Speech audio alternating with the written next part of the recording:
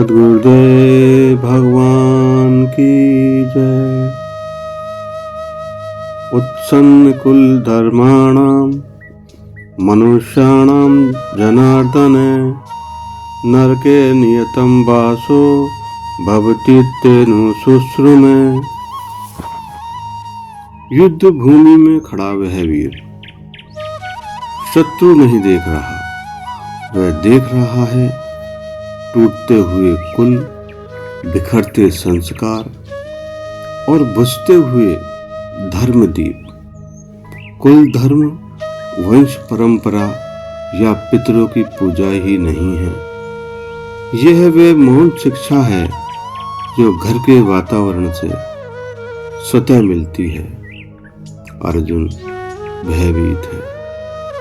यदि युद्ध में कुल के रक्षक पिता, पितामह, गुरु, भ्राता नष्ट हो गए तो धर्म भाग ही यदि समाप्त हो जाएंगे, फिर सिर्फ धर्म ग्रंथों में होगा, आचरण में नहीं।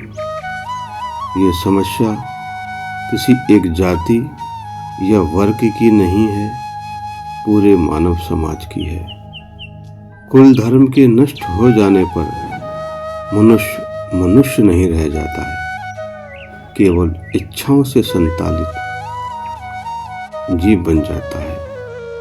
नरके नियतम वासम, जहाँ पश्चाताप कभी समाप्त नहीं होता, जहाँ स्मृतियाँ शांति नहीं लेने देती, ऐसे कर्म का फल निश्चित समय तक नहीं भोगा जाता।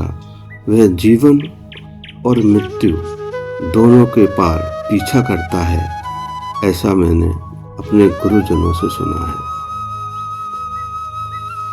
अहो बत महत् पापम कर्तुम व्यवसिता वयम यद्राज सुख लोभेन हंतुम स जनमुद्धिता।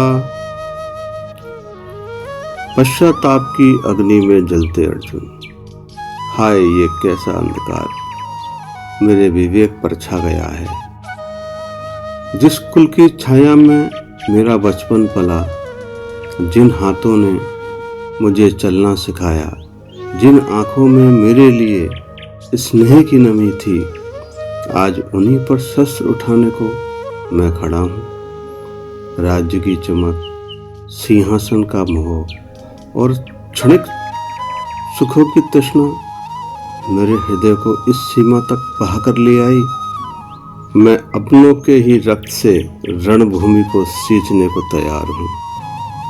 क्या वह सुख है जिसकी कीमत भाई बंधुओं की चीखों से चुकानी पड़े?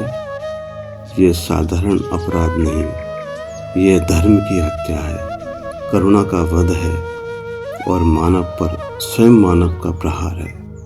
मेरा मन कांप रहा है ये सोचकर कि लोभ ने मुझे कितना अंधा कर दिया कि मैं पाप को भी कर्तव्य समझने लगा। यदि यही धर्म है तो फिर अधर्म क्या है? इसे जानेंगे अगले भाग में। जय श्री कृष्ण।